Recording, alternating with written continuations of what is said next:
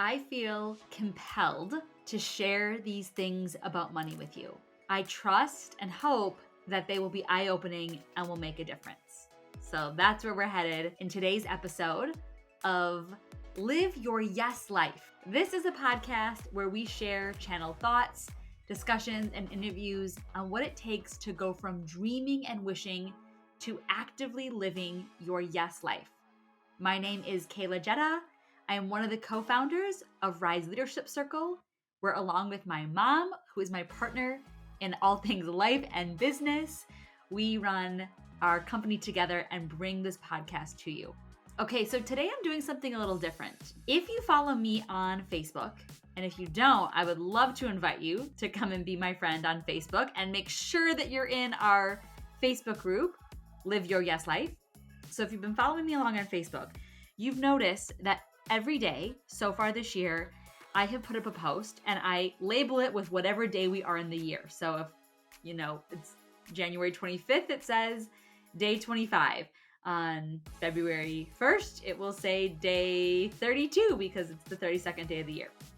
So I've been sharing these posts and it's creating a lot of conversation, a lot of buzz. And there are two things that I have written that I feel compelled to bring to life in more than just this one post. I'm recording this a couple weeks before this airs. And so when I'm recording this, I've shared one of these posts today, and I also wrote the other one that I'm going to share tomorrow. And what I'm going to do today, this isn't normally how we run our podcast, but I'm actually going to read them to you. As I was writing them last night, I just felt incredibly compelled to give these a voice. And already just from the first post that I'm sharing today, I'm getting comments and messages with people letting me know how eye-opening this is, how impactful it is, how powerful it is to think about money in this way.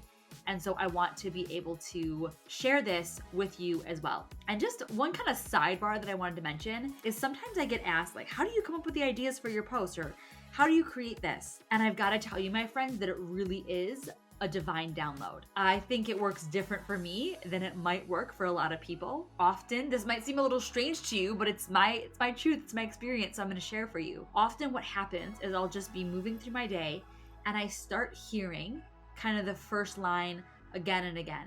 And it won't really quit, it doesn't really let up until I pull out my notebook or the notes app on my phone and start writing. And once I start, I just channel the rest. It just comes through. I'm not consciously thinking about it. It just comes through. And I really don't edit. For the most part, I just hit publish or I'll save it in my journal or my notes app until the day that it feels ready to share this. Okay, so here we go. These are two channel posts that I want to share with you. This is the first one. I used to think that I couldn't afford the things that I wanted. I often would find myself saying, it's just not in my budget right now, which was a complete lie. I was so broke, I didn't even have a budget. The list of things I wanted to do, experiences that I wanted to have, places that I wanted to go, and clothes that I wanted to buy was a mile long. If somebody asked me to do something, I would say, I can't afford it, or I just don't have the extra money right now, or I need to make sure that my bills are covered first. But it's rare that I utter those words anymore. I decided to afford what I wanted. So I'm gonna let y'all in on a little secret. The decision to afford things always comes before the money. I know that this might feel scratchy to hear, but consider that it's a gift wrapped in sandpaper. When we say, I can't afford it, what we're actually saying is, I'm choosing not to make the funds available for this. And that is not a bad thing. We get to choose what we make the funds available for and what we don't. There are plenty of things that I decide not to make funds available for. Not because I can't afford it, because I decide that I'm not going to send my money there. And believe me, there are many more things that I do make my funds available for. Much to the shake of my husband's head when he sees me coming in with another piece of vintage furniture. When we say, I can't afford it, we are giving money the power. We are saying, money is my boss. If it's there, I'll spend it. If it's not, I can't. But no, ma'am, not in my house. I am money's boss. I tell money when to come, where to go, when to take a knee, and when to sprint because I feel that I need insert whatever item I'm currently obsessing over here. If I want something, I create access to the money for it. Money is not a limited resource. It's not lacking, and it's not hiding. I decide, and money follows. This is how it works for everyone. Consider that you are special, but you are not so special that money is allergic to you. You don't have cooties, and money knows that. But do you know that money doesn't have cooties either? In fact, money wants to come to the party. It is waiting for you to call. It's just that you have to make the first move because she's coy like that. I want women to have the things that they want. I know that sometimes that means we'll have to leverage our resources. I do not believe that we need to have any shame or guilt around debt. And I also don't believe that women need to rack up debt to have things. If we are putting everything on a credit card with no intentions to swiftly pay it, we're going to have a disempowered relationship with money, which is honestly no fun for anyone. But when we utilize a resource, sometimes like a credit card, to get us access to something that is going to move us forward with 100% belief, commitment, and action plan and support to make even more than what we leveraged, then we get ahead. And I want women to get ahead, not be broke and feel stifled by debt. Sometimes I buy things with the extra money floating around in my bank accounts. This was a wonder experience that I got to have once I decided to have it for myself. Sometimes I charge that puppy right onto my Amex, and then I go home, create the money, immediately pay it off, and enjoy a first-class flight on my next Delta flight thanks to my points. I can afford anything I want. Remember, afford equals I decide if I want to create access to the money or not. This is where all of the power is, my friends. When you fully embrace that you are the one who gets to decide what you make the funds available for or not, you are in the driver's seat. One more thing. In order to be able to decide that I was going to afford something or not, I first had to do the inner work of knowing and embodying that I was deserving of my desire. That was really the iceberg beneath the surface that I never even knew existed. If even a part of me subconsciously believes that I don't deserve it, I'm not gonna go through all the drama of deciding to have it. It's just easier to think that I can't. If you're struggling with the idea of deciding to afford something, the place to start is deciding that you deserve it. Not knowing that you deserve it, deciding that you do. There is a difference. And this is the work that Lisa and I do with our clients every day, and we'd love to help you too. Before I read you the second post that I have written, I want to remind you and invite you to join us in our free Facebook group. Same name as this podcast. It's called Live Your Yes Life. We release new podcast episodes every Tuesday, and in our Facebook group, Live Your Yes Life, every Thursday, we do a Facebook Live Q&A on the podcast episode for the week.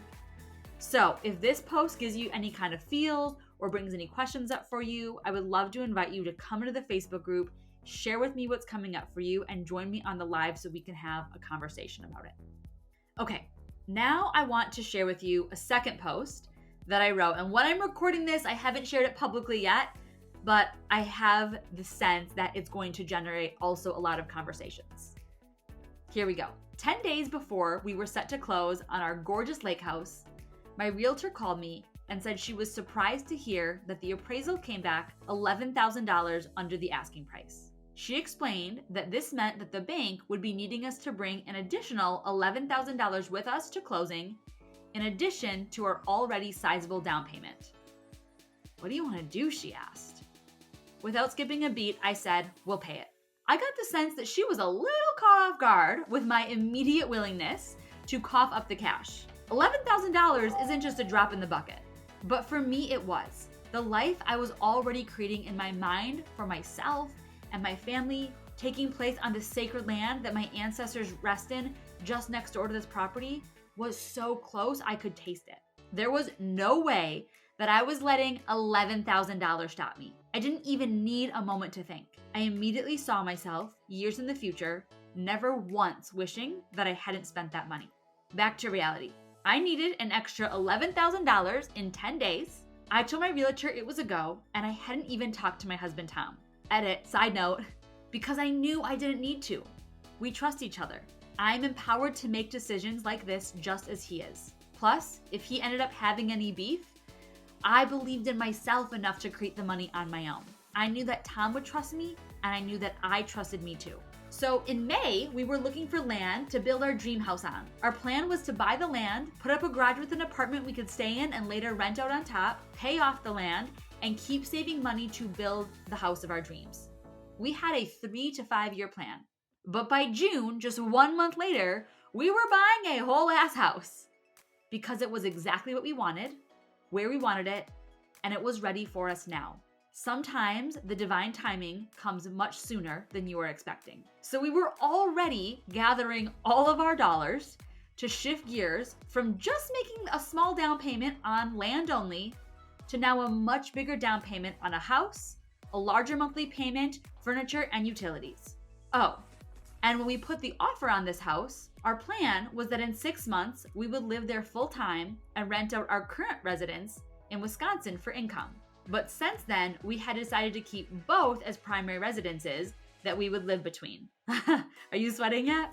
Also, we were not even back a week, an 18-day trip to London and Africa, where honestly, we had spent a small fortune on a 5-star luxury experience, which was booked long before we knew we were buying a house, when my realtor called. And now, I needed $11,000 more. This was my chance to walk my talk. Rather than sinking into a pit of despair, I put on my lipstick and centered myself into this knowing. I am divinely held and provided for. Things I view as challenges are actually opportunities from God to embrace a deeper version of myself. I am only given bills that I have more than enough financial abundance to cover. If this request for money is here, it is a signal that money is on its way to me. My job is to not get in the way of it, to be a powerful co-creator and an excellent receiver. And that is exactly what I did. There was a time in my life when I would turn things down that cost $11 because I didn't have the money. I could not have even fathomed saying yes to something that cost an additional $11,000. It wasn't becoming someone who had money that changed things for me. It was owning that I am someone who is a powerful co-creator and receiver that changed my circumstances with money. The inner work always comes first, and money follows. I'm so glad that I could share these with you today and that you could hear my voice and my passion. My intention and my commitment is that you can see and embody the worthiness inside of you. That whatever your big dream is this year, maybe it's something with a relationship or with your health and wellness or with your faith or with your purpose or with your career, that you can root into your worthiness so much that you can show up and take the necessary actions to have that. And what we know is that money is a resource. Money is a vehicle that opens us up to opportunities that support us in having the thing that we want. This is what Lisa and I are here for and what we are so passionate about. We would love to see you inside our Facebook group, Live Your Yes Life, to keep this conversation going. And I can't wait to hear what your dreams are and what you're choosing is possible for you today. Thanks so much for listening. I'll see you soon.